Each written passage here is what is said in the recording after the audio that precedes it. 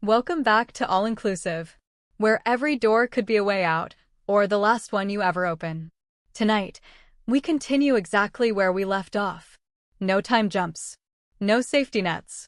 If you've been here since the beginning, hold tight. If you're just joining us, good luck. The sound was still there. A low, bone-deep hum that crawled along the walls, under the floor, through the air itself. Micah's breathing was harsh, ragged, but it wasn't from running. It was that same feeling from the sixth night here, when something looked straight through him, without eyes. A faint crackle came over the comms. Avery, his voice was a rasp. You there? Static. Then her voice, far away. Micah, listen to me, don't move. His grip on the handheld tightened. What's happening? You need to get out of that hallway. Now. Whatever you saw, her voice cut out. The lights above flickered, just once, and then breathed. Micah swore the glass wall beside him pulsed outward for half a second, like an exhale. He moved. Not running, calculated steps. Somewhere beyond the curve of the corridor, a faint tapping started. Slow. Measured. Not a glitch in the system, it had rhythm. Elsewhere, Avery's hands flew over the panel. The system was fighting her, seals dropping, locks engaging where she needed them open. She caught a reflection in the console glass that wasn't hers. It stayed still when she moved. Her heart stuttered. She turned nothing. She hit the comm again. Micah, you've got less than 2 minutes before. The screen in front of her lit up with a new feed. Security cam. Not her sector. It showed Micah's corridor. And behind him. Her voice caught in her throat. Micah, don't turn around. Micah froze. The tapping had stopped. But the hum was louder now, as if the air was vibrating in place. His eyes caught movement ahead. The glass in front of him rippled like water. They weren't alone. Something in the reflection smiled. The smile widened, a fraction too far for a human face. Then, as if the glass itself inhaled, the reflection stepped forward, without the real Micah moving at all. A sharp tone rang through both their comms, a voice distorted into something metallic, urgent. 7th entry confirmed. 2 remain. Avery's chest went cold. She'd heard that exact phrasing once before, in a place they were never supposed to talk about. Lockdown level 2 engaged. Bulkheads slid into place, sealing both of them inside separate glass-walled corridors. They could see each other now, faintly, through layers of distortion, but the reflections between them were moving like they had minds of their own. Micah, Avery's voice was tight-low. That's not us in there. The reflection of Micah tilted its head. The glass between them throbbed again, and a faint whisper bled through. You've already been here. Neither of them dared step closer. The hum swelled into a near-deafening vibration. And then, the glass began to crack. The first crack was hair. The first crack was hair-thin. Barely visible, like someone had drawn a silver line across the surface. But Micah knew better, it wasn't just splitting, it was spreading. The reflection on the other side touched the crack, and the sound that came with it wasn't a tap. It was a tone. Like something tuning a radio, searching for the right frequency. He stepped back, slow. Behind the reflection, more shapes began to form, faint, humanoid, but bent at angles that didn't make sense. They weren't just behind the glass. They were inside it. Avery's voice cut through. Micah, tell me exactly what you see. You don't want to know. Micah, it's not just me. There's more of them. They're folding. Folding was the wrong word, but she knew exactly what he meant. She'd seen it once in a classified briefing, a still image that had been deleted the second she'd looked at it. Do not, she said, steady and slow, make eye contact with them. One of the reflections tilted its head the other way, mirroring the real Micah perfectly, except for one thing. Its smile didn't stop. The crack widened, and the hum in the air shifted pitch. A new voice emerged from the comm, this one not Avery's, not Micah's. It was soft, but everywhere at once. Step forward, Subject 7. Micah froze. Avery, you hearing this? But Avery wasn't answering. She was staring at her own corridor wall, where her reflection was now pressing both palms against the glass, leaning forward until its forehead touched the surface. Her headset filled with whispers, all in her own voice, overlapping. Fragments of sentences she'd never said. It was here before you. It was here before all of you. It never leaves. She backed away, pulse hammering, but the whispers followed. From somewhere in the facility, a low mechanical groan started, the kind that comes before something heavy moves. The floor under Avery's boots shuddered. In Micah's sector, the lights dimmed, then pulsed with a faint reddish glow, like blood under skin. Avery! Micah's voice finally broke through. We're not alone here, and I don't mean the reflections. Something moved past his peripheral vision, outside the corridor, not behind the glass. A shape in the shadow, pacing. Too tall, too thin, too still between steps. He glanced toward it, but when he turned fully, there was nothing there. A sharp impact rattled the glass in Avery's corridor. Her reflection's head snapped up, smile vanishing. It whispered one word. Now. Without warning, the glass between both of them and the reflections shattered silently. No sound of breaking, no shards on the floor. 1 second it was there. The next, it wasn't. And yet, the cold air pouring through told them the barrier was gone. Micah raised his handheld like it would matter against whatever was in front of him. Avery's reflection stepped forward, moving in jerks. Like frames missing from a film reel. The comms went dead. Somewhere above them, the hum they'd been hearing all along shifted into something almost melodic. A signal, calling something to the corridors. And both of them, separated by 20 meters of dark, realized the same thing at the same time. The reflections weren't the real threat. A door unsealed with a hiss. Avery turned toward the sound and saw a shape in the fogged light beyond, the silhouette of a man in a coat that never quite fit right. Agent Caro. Her voice was ice. You did this. What I did, he said, staying in the threshold as if crossing it would cost him something, was keep the lights on while you two went spelunking in the wrong chamber. We're past blame. You want out? You'll listen. Micah's reflection twitched, then lifted a hand, palm outward, as if pressing against an invisible pain that no longer existed. The air around it trembled. Dust lifted from the floor and hung there, refusing to fall. Avery didn't break eye contact with Caro. What is it counting? She asked. 7th entry. 2 remain. What's the list? Caro throat worked. Entries aren't people. Then what? Doors. The hum dropped a register, like something heavy settling into place. Every time they test the glass, he said, it makes another door. A second hiss. Another door unsealed, this time behind Micah, closer than he liked. In the black of that opening, a shape flickered like a film catching fire and rethreading itself. Avery, Micah said, not taking his eyes off what might have been him without a face, tell me this is where you say run. Move, she said. Left, then left again. There's an interchange. I'm coming to you. Stay where you are, Caro snapped. If you merge sectors while the glass is open, you'll double the count. Avery didn't look at him. Micah. Left, then left again. He moved. The reflections moved with him.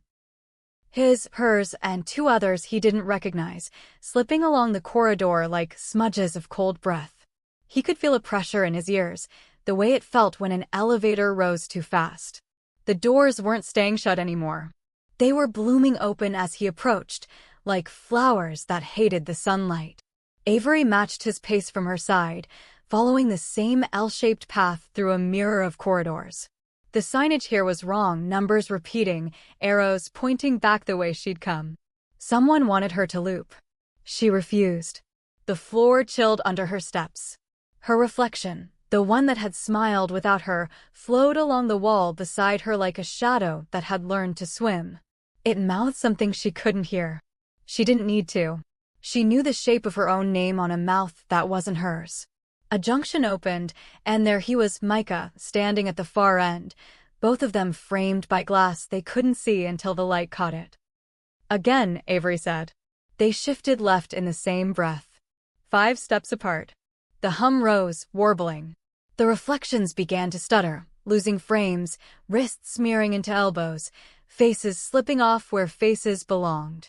Something angry moved in the dark behind them, too tall for the ceiling and too thin to be kind. Now, Avery said, and they both took one decisive step, not sideways, not forward, back. away from each other. The space buckled, then broke. Perspective screamed and gave up. They were shoulder to shoulder. The temperature dropped 10 degrees in a heartbeat. Micah felt the pressure lift from his ears and slam into his chest. Avery's reflection stood in front of them, smiling again, calm as a portrait. "Why doors?" Micah asked, not sure why he was talking to it, but knowing on a level he didn't want that it would answer. "Why count them?" It tilted its head. "Counting is how you keep from being lost." A second voice, buried and familiar, braided into the first. There was a sibilant edge to it, a resonance like a throat tuned for a different gravity. Ione. It wasn't a full arrival. It never was, not without a cost they couldn't pay. But there she was, brushing the edges of the glass with a fingertip you couldn't see. Avery felt her name move through her bones like a chime rung underwater. "Can you close it?" Avery asked, not the reflection, not Caro. The question was for the space that carried Ione's echo. "No," the echo breathed. "But you can." "How?" "Stop giving it more of you."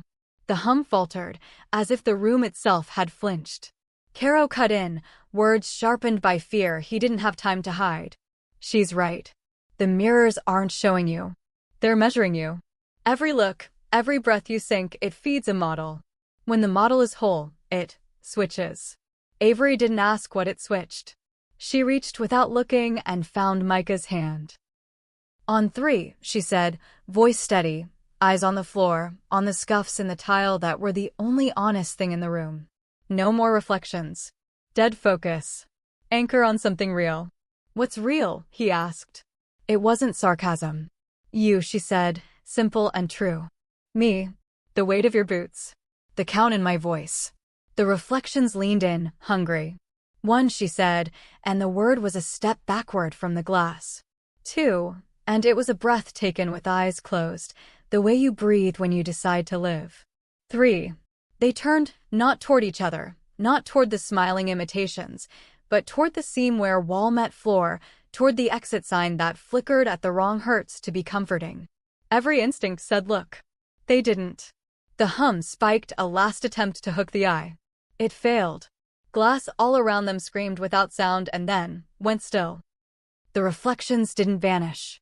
That would have been too kind. They thinned, stretched, and slid back into the surfaces they'd been poured from, leaving only a suggestion, like the memory of a face on the inside of your eyelids when you've stared too long. 7th entry confirmed, the facility whispered again, fainter. 1 remains. 1, Micah repeated. "Caro, what's the last door?" Caro's voice was closer now. He'd finally stepped out of his threshold. "The atrium." Avery's jaw tightened. The one they sealed after the second incident. He didn't deny it. A path unfolded in light along the floor, guiding them like a runway. No alarms now. That was worse. It meant the system was confident. They moved together, shoulders brushing once, twice, small confirmations that muscle and heat and heartbeat were still a thing they owned. The atrium waited where it always had, a cathedral of glass grown from a mistake. 1,000 panes rose and arced overhead, each one a different size, and none of them agreeing on what they were reflecting. Sky where there was no sky. Water above where there was no sea. Faces, sometimes. Not theirs. A platform ringed the center, a circle of dull metal with a console that had been ripped out and replaced 3 times by 3 different philosophies of control. None had worked. Caro joined them with a limp he didn't have last year. "Here's your choice," he said softly, the way people talk at the edge of something they shouldn't name. "We leave it, it grows. We try to break it, it spreads. Only thing that's ever slowed it is a closed loop." Avery looked at the ring of metal, at the hush of the atrium, at the way the reflections above were beginning to take an interest. "What's the loop?" Caro's mouth was a line. 2 subjects. 1 signal. No observers. Micah's laugh had no humor in it. "You mean us in the circle and you out?" "I mean the opposite," Caro said. "I go in. You run the signal. If it takes something, it takes me." Avery shook her head. "That's not how this ends." Ione's echo moved through the glass like a slow tide. "It ends when it knows you won't look back." Avery stepped onto the ring. Micah followed. Caro swore under his breath. "You don't even know the phrase." Avery didn't look at him. I know the tone. He stared at her.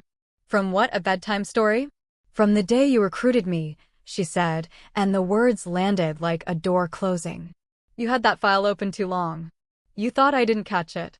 But I heard the first 3 notes. The atrium lights dimmed to a low, wet glimmer. Avery lifted her chin, throat working once, twice, then she hummed. 3 notes, barely there. Micah picked the 4th out of the air on instinct more than memory. The glass listened. The reflections above slowed, pivoted, turned their faces toward the circle like flowers angling for the sun. For a heartbeat, all the wrong skies aligned. Don't stop, Caro said, breathless now. You've got it. They didn't stop. It wasn't a song. Songs are for people. This was a shape made out of sound, a thing that told the atrium who was in charge of the counting. The ring under their boots warmed. The console, the 3rd one, the one with no faith in it, woke long enough to blink once. A line of text stuttered into being on the dead glass. Cycle requested. Cycle granted. Observers, 0. The hum tried one last time to drag their eyes up into the ceiling's 1,000 lies. They kept their gaze on each other's shoulders, on the floor, on the scuffs, on the ring seam where someone with a wrench had made a mistake and never fixed it. The atrium exhaled. It felt like relief. Above them, the reflections dissolved into something like weather. The wrong skies folded. The water receded. The faces, all of them, including the ones that had learned their smiles from watching, let go. Silence lay down across the space like a clean sheet. Micah's voice was a scrape. Is it? No, Avery said, but there was the smallest curve at the corner of her mouth. But it's quieter. The console flickered again as if it wanted to be brave. One more line appeared, dim and stubborn. Final entry pending. Caro came to the foot of the ring and stopped, as if he'd found an invisible leash. You changed the count, he said, not quite believing his own eyes. How did you? Avery finally looked up, just a little, just enough to find the edge of his face. You trained us to survive you, she said. Turns out we learned how to survive this, too. They stepped off the ring together. The path lights along the floor returned, leading toward the exit that hadn't existed when they came in. The atrium watched them leave in a way only a room made of eyes could watch. In the corridor, the air felt warmer, realer, like the building had decided to stop pretending to be the inside of a storm. Avery could feel the weight of her own steps again. Micah could feel his heartbeat where it belonged. The comms crackled and then steadied. A voice, not Caro, cut through. Calm. Female. Tired of the game. Welcome back to guest services, it said. Your stay has been extended. Avery froze. Who is this? No one you can see in a mirror, the voice said. But you've met me. Micah's fingers tightened on the handheld. Ione, he said softly. Silence, and then a smile you could hear. One door left, she breathed. When you're ready. The line died. Caro rubbed his face with one hand, as if he could wipe the night off. That voice is why I didn't burn this place down, he said. It told me the same thing 3 years ago. Avery looked at him for a long, quiet beat. You'll tell us what happened 3 years ago, she said. It wasn't a question. He nodded once. I will. They walked. The corridors didn't try to grow or shrink. The reflections in the glass were just what they should be, flawed, alive, unwilling to smile on command. At the last turn before daylight, Avery stopped and glanced at one panel by the door. For half a second, her reflection didn't stop with her. It caught up, almost sheepish. She let it. Outside, the sky was the color it always is right before morning decides whether it's going to keep the night's promises. Wind found the edges of the building and played them like an instrument no one had tuned in too long. Micah exhaled, a breath he felt in his knees. We made it out, he said, and let the words have their small, hard-earned pride. Avery nodded. For now. Behind them, deep in the atrium, something tapped once against the glass. Not a threat. A reminder. They didn't look back. You've been inside all-inclusive. Some reservations can't be cancelled. And some reflections won't let you leave. Until next time, watch the glass. Because the glass might be watching you.